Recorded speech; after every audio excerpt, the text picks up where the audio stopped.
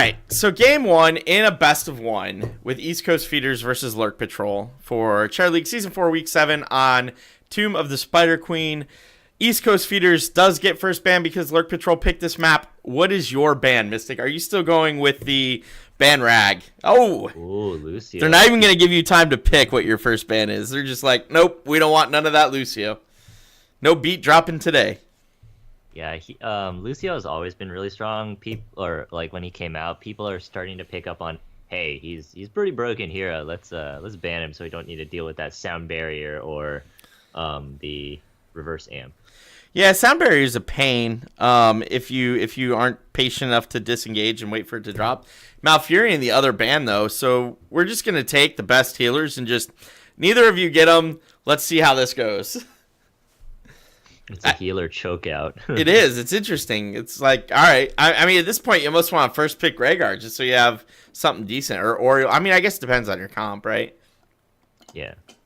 But you don't want to get too choked out on healers. You definitely don't want to run something subpar. As good as Medic can be here, like the map is so small, the gank potential is so large, I'm not sure running Medic here makes a whole lot of sense. But East Coast Feeders taking their time and really thinking through what they want to pick up first, which, I guess that makes sense. I think Rhaegar would be a good safe pickup here, but you can, pick the Ragnaros instead. He's really good on this map. Yeah, it's so small. I think you can get almost. Oh, okay. The Gul'dan Oriole. Gul'dan's wave clear on this map is crazy good, and Oriole has energy for days with a Gul'dan on the other side. So that makes sense.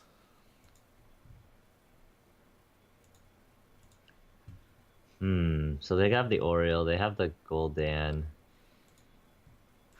Do you like pick Zarya here, maybe? Or maybe ban her out when the ban phase comes so that they don't have Oriole, Zarya, and Gul'dan, because that's a pretty killer combo. That is a combo from hell. Like if you end up with, and that would be great for Lurk Patrol, right? If you could get the Zarya Dream here too, that would be great. And Rhaegar Diablo, the next pickups. I kind of dig that. Rhaegar's still a good healer. Diablo's still a pretty solid, versatile tank. All around tank, not specialized like the Tyrael and Johanna nerfs that went in. I really like the Diablo here because Diablo is pretty good against Gul'dan when he's using Drain Life, and since Gul'dan doesn't have that much movement, APOC is really good versus him. That's a good point. Yeah, he pop the APOC as soon as he goes into like a drain health, and keep him from just get that interrupt on, and now he's in place, and you can really mess up his day. That makes sense.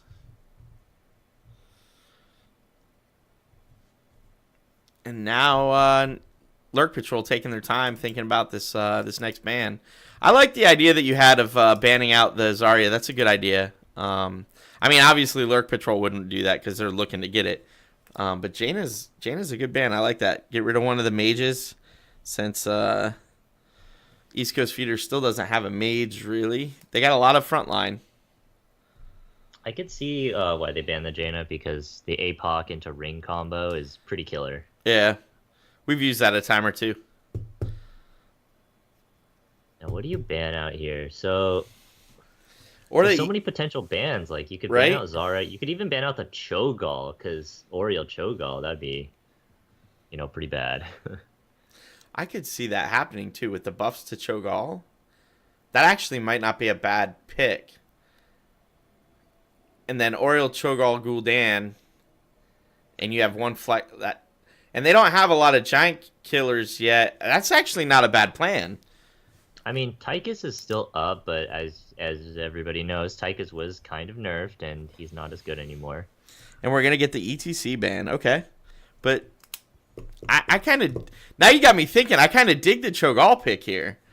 We did cast a game with TNG probably 2 weeks ago in Helix Gamers League where they picked Cho'Gall and Tomb of the Spider Queen, and they just went crazy. And that was pre-buff. Yeah, the Oriole Gul'dan is just a mind game. Oh, they do pick up the Zarya and the Arthas. All right, Zarya Arthas. Okay. I mean, they have a ton of pressure at this point. I'd just like to see a really solid solo laner from Lurk Patrol. Something like even an Azebo would work. What else? It's hard because I don't want to give him another melee. But I'd like to see kind of like an Azebo or a even Vala would work. She does all right solo laning against the spiders. Really depends on what the last two picks for East Coast feeders is going to be. Yeah, against that Arthas, you probably don't want to pick too much melee because he does slow down their attack speed a lot now. Right. I honestly don't think KT would be that bad here. No, KT's nice because it does a ton of Oh, and there it is. And the Zool. Wow. Okay. All right. Tons of wave clear on the side of East Coast feeders. Tons of wave clear. The Zool is really good on this map. It just but it says to the other team, hey, unless Zool goes Scythe build, they're not as good at team fighting. So Sonya was actually the one I had in mind when I said I don't want to pick another melee for them. And they ended up going the Sonya anyway. That's a triple warrior Oriole Gul'dan into KT. Yeah, KT is probably going to have to go full Flame Strike build here. I mean, all right. That's our draft. Let's see what they can do with it. Or just go a lot of bombs. A lot of bombs, right? All right, so on the red team for Lurk Patrol, we have Zatch on the Sonya, Radic on the Oriole, Gecko on the Arthas, Gunny on the Gul'dan, and Ace on the Zarya. And for East Coast feeders, we have Rue on Ragnaros, Ace of Swords on Kael'thas, Cherry Buster on Rhaegar, Titch on Diablo, and Archer on Zool. Man, I like East Coast feeders' names. So here's the question for you. Who do you think won the draft? KT did go Convection. Yeah, I'd like to give it to Lurk Patrol, but it's really even. I'd say Lurk Patrol has the slight edge, but we'll see. All right, so this is the first time we've cast a game since this patch. Have you hit Control 1 to notice that your talents have numbers over them now, the quest talents? What, Control 1? Yeah, Control 1 brings up your talent window. Oh, yeah. And then it's got numbers that, over actually. that. The numbers. Oh, the numbers is new. The numbers just happened. All right, so we do have both teams coming mid and looking for that typical, hey, what's up? We're all going to say hi to each other, do a little pokey poke, little dance. Swing your partner round and round, do-si-do, till one of you falls down. Neither team really going out of their way to get into it, though. And Sonya looking like she's just going to go bottom and say, forget it. I'm done waiting on this. Yep. I like that. I like that move because unless East Coast feeders responds instantly with someone to soak that, then they're going to lose a bit of minions. But Ragnaros does go down. And Zool already went top, so Zool got a head start on the top wave, while the other three members of East Coast feeders stayed mid. So both teams doing a four-man rotation, sort of mid-bottom. Just kind of working out the specifics of that rotation. You know, getting into the groove of it.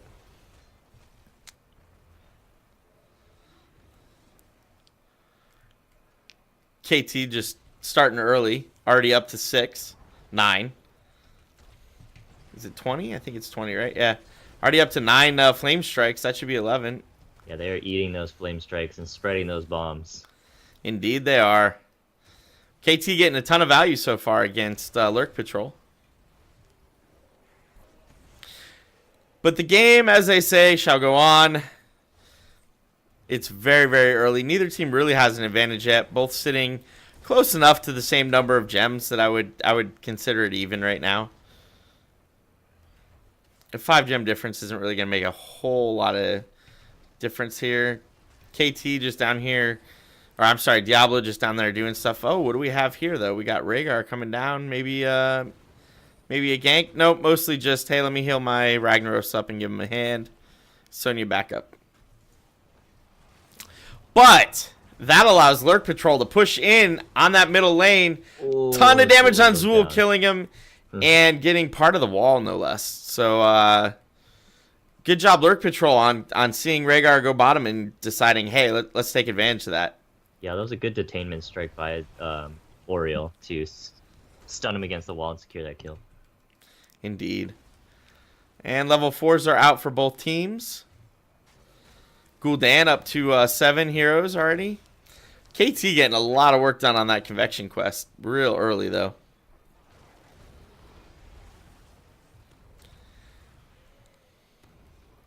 Arthas with a pretty nice root, 2-man root there, but not enough damage to follow up. It's still really early in the game. I don't expect to see a lot of kills out of that.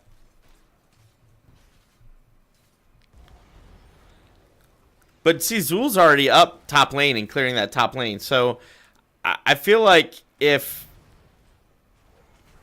East Coast Feeders kind of sticks to a 1-3-1 with the 3 in the middle kind of rotating top bottom, but always staying on it and just leave Zool there, they might be slightly better off because they might get a little more pressure in that top lane. Where right now they're just kind of playing very reactively. If we take a look, convection is complete now. It is. That was pretty quick for that KT, man. And that's the concern with Triple Warrior into a KT. But putting out a ton of damage on Sonya, she might go down here. Yes, she does. And that's going to cost Lurk Patrol a decent amount of gems. It looks like 20 gems sitting there on the ground go away. Yeah, once this game starts getting into its late stages, Ragnaros is going to start doing percentage of maximum health. KT's flame strikes are going to be everywhere. Yeah, it's gonna get nasty as the game goes longer. Zool in a bad spot here, but dodging the detainment strike is gonna let him get away.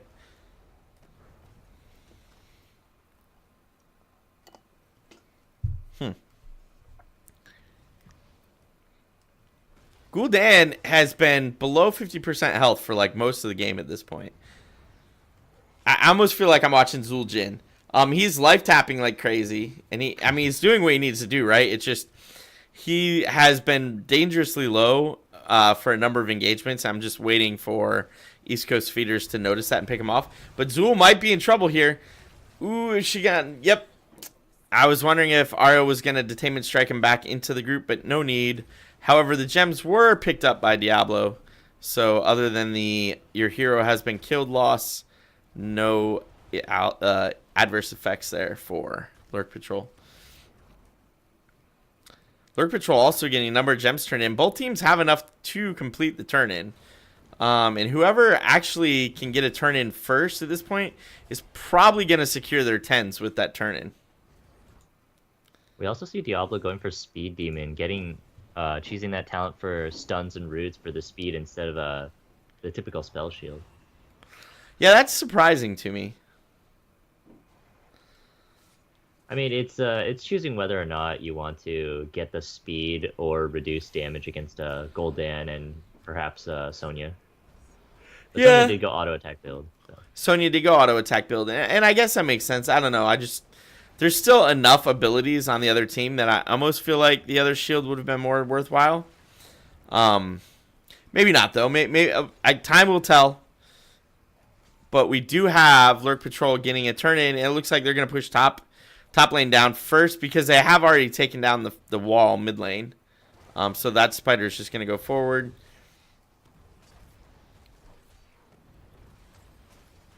Lots of dodging the skill shots there on the side of Lurk Patrol right now. East Coast Feeders at KT looking to land some stuff, but just not quite able to connect.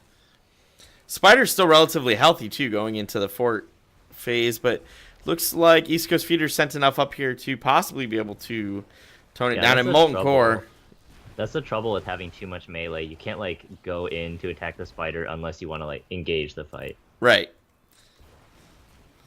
All right, so Lurk Patrol lost their spider top lane, went back mid lane to try and pick up fort, wasn't able to do it. Did, however, get their 10s, So they do have about a level lead right now. I would expect to see those things start popping out, and here they come. Yep. He died before I could say that should be a dead Rhaegar. Oh, Sonya took leave. I love that talent. And that's going to be 3 for nothing. Lurk Patrol getting a ton of value out of those spiders since they got their level 10s first and able to take out this fort and further secure their lead. So they're about a level and a half ahead right now. They don't have quite enough to turn in, so Lurk Patrol is just going to go back, soak the map, pick up probably some camps, clear some waves, and try to get up to enough gems to do another turn in. And if you're East Coast feeders right now, you just have to soak because you desperately need 10. And they now have it. Sulfurous Smash, Phoenix, APOC, Skeletal Mages, and Rhaegar are saving his. Nope, there's the Ancestral. No real reason to go Bloodlust, so that does not surprise me at all. The surprise factor, the surprise Bloodlust. Right? Yeah, but I mean, really, realistically, other than the chase, nobody's going to really benefit from it. Yeah. So, all right, East Coast feeders looking for Lurk Patrol on the map. Lurk Patrol, of course, just taking camps. So this could be a dead Sonya. Nope, she backs away safely as soon as she realized nobody from the other team was on the map. So East Coast feeder says, that's cool. We'll take this bottom wall. Thanks. Oh, this could be bad, though. They are in enemy lines. Oh, Big stun. Ooh, and the APOC grabs a couple with the fear. Everybody's popping everything looking for kills. KT the first to go down, followed by Rhaegar. Ragnaros pretty low. Diablo pretty low. Oh, that was a beautiful Graviton Surge to keep East Coast feeders, or Expulsion Zone rather, to keep East Coast feeders from getting through their gate. 4 for nothing and pushing that bottom camp. Boys, run up and get the boss. What are you doing? They do have a turn in, I think. Oh, they definitely have a turn in. What I was really hoping for was run to boss, pop boss, and leave Sonya with your 25 gems. Have her start rotating people through to get the turn in as well. Death timers were pretty short though, so I think I was being greedy there. I think this was the right decision. Just clear out the rest of the bottom lane. Get yourselves 13, which they have successfully done now. You know, do a turn in, and now you're gonna have another set of web weavers pushing. And then you can decide to boss. You can decide to push with web weavers. There's a lot of ways to go at this point. And I think the Zool pick is coming to bite them right now because Zool doesn't do that well in team fights unless you go the Scythe build, in which case he's okay. But, right. Yeah, if you go like the clear Zool, which this Zool is going, or Archer is going, then you really need to use that to your advantage instead of trying to fight. Right, exactly. All right, so spiders are summoned. Mid lane has been cleared of that huge wave that East Coast feeders had created, along with their Merc camp. East Coast feeders clearing the top spiders, and middle spiders are pushing the keep wall down right now with the assistance of all of Lurk Patrol. You think they're going to try and keep here? If they do that, they have to get Murden. Or I mean, not Murden. They have to get Ragnaros immediately, or he'll just Molten Core up. Yeah, that's not going to be keep. Bottom one is still alive. Half health. If they rotate down, they might get wall here. But it looks like they might just back out of this.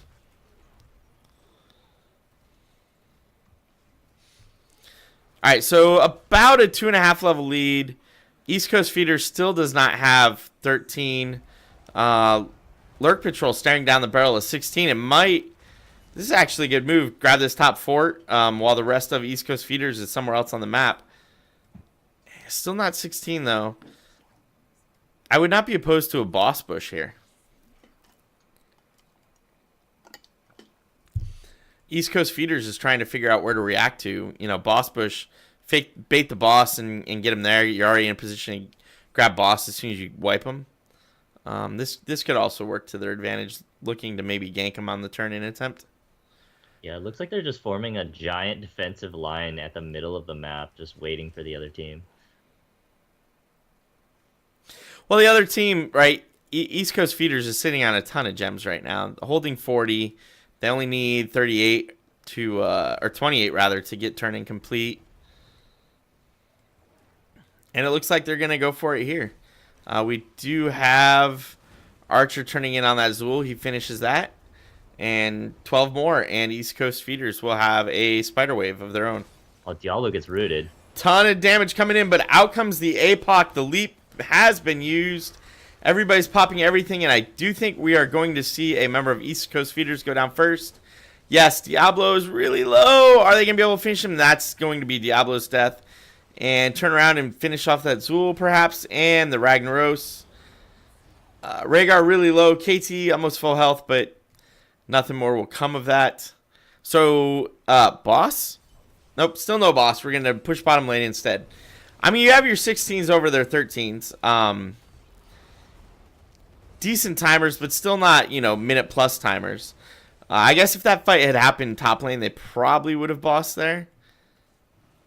Instead, they are backing out. They do have to be aware that East Coast Feeder still has enough to turn in. KT by himself is holding enough gems to get that turn in. Yeah, that last fight went kind of poorly for East Coast Feeders. They got split really hard. Yeah, they really did. And there was no real way to recover after the split happened.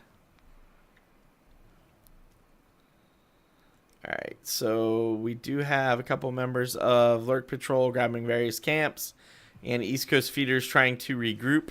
It is 14 versus 17, so they are down a talent here.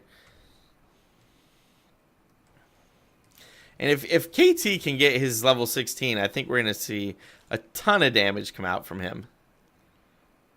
Well, with Convection already finished and the double blow up. Assuming, of course, he goes at talent.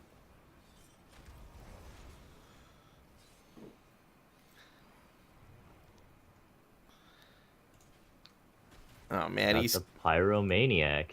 East Coast Feeders really needs to...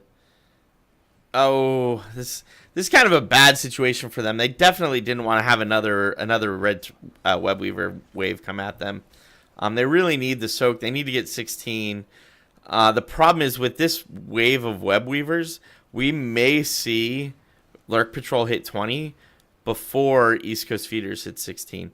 Probably not going to happen, but possible, depending on how many kills Lurk Patrol can get here during this push. Yeah, it looks like Lurk Patrol is setting up for a 5-man top push.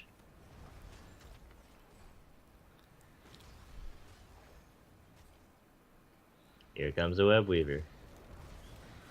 And this is where it gets nasty. So everybody's going to be looking to pop their heroic abilities in an effective way. Rhaegar took a ton of damage from Gul'dan and other sources just then. And we are going to have the keep wall go down almost immediately. Ragnaros has his Molten Core. I'm not sure why he hasn't used it yet to look to try and bolster this defense. I know it's only the wall, but your team as a whole is kind of in a dangerous spot. Oh, that damage on Zool. A lot of corruption damage. Oh, they're like, oh, the Webweaver's gone. We don't care. We're going in. No, because here's the thing. The Webweaver bottom lane. There he goes. All right, there's the Molten Core. But Webweaver bottom lane did just finish off that keep. And I think Diablo just saved Zarya or Gul'dan from that Sulfurous Smash. So a little bit of miscommunication there on the side of East Coast Feeders. We do have their 16s gathered, though. So 16 versus 19. And we do see Lurk Patrol back out to make space. Oh, and they're just going boss immediately. Great for boss. That's an interesting choice here. They don't have the talent tier lead anymore. But they do know that the rest of East Coast Feeders had to go towards the bottom lane to try and do something. KT knows. They know, like, both teams know what's going on right now. Yeah, they sniffed out the boss. So they're not going to be able to stop it. Oh, that was a bad idea, Diablo. You are dead. Oh, Ancestral saving him. And he turns it around, but not enough to kill Arthas. Maybe. Nope, Arthas is dead. All right, so we do have Arthas dying there, but that's going to be a dead Ragnaros for Arthas. And the boss is just marching because the rest of East Coast Feeders is taking this fight. KT might go down here. Yep, he is low, and so is Diablo. Is he going to go down this time? Diablo is dead. Zool gets away with most of his health, and Rhaegar is down to a third health. If they can engage on this Rhaegar, they can kill that Rhaegar. Sonya's going in for it. Diablo comes up because Diablo has no souls now, though. Oh, my friend Diablo, you don't want to be there. tornado. Oh, Diablo, the Lord of Terror has fallen. For those of you that don't know, I love Diablo as a tank, but when you have no souls, it is not a good place to be. And that should be GG. I don't know. Yeah, Ragnaros can't save this. That should definitely be GG with the 3rd health boss. Zarya shield's coming out, and that core health falling really fast. Ragnaros going down, Zul going down, core health still dying, and KT doing what we can, but that is going to be good game over to Lurk Patrol, beating East Coast Feeders. So, what did you think? I think that Lurk Patrol played really well. They played to their comp's strengths. They went in and they had a lot of shields, so KT's damage output, while it was high, it wasn't enough to like burn them all down. Right. He went the Flame Strike build, and then he even took Burn Flesh, but that wasn't enough to take down all these tanks. There's just too much healing from the Gul'dan Oriole combo, and then the Zarya shields as well. Well, and KT did have #1 hero damage, so he was putting out the numbers, but like you said, it just wasn't enough. Oriole was constantly pumping out heals. Did she go that talent at, what is it? Is it 7? Yeah. So it's 7 bursting light. I mean, like, all she had to do was sit there and just keep jamming the heal button with a ton. She healed more damage than KT put out. So by herself, she, invalidated KT's existence, right? Yeah. Just raw number wise. And then Sonya did good damage because she's, a damaged warrior. And that, 19 kills to 2 kills. That's what happens when it goes down that way.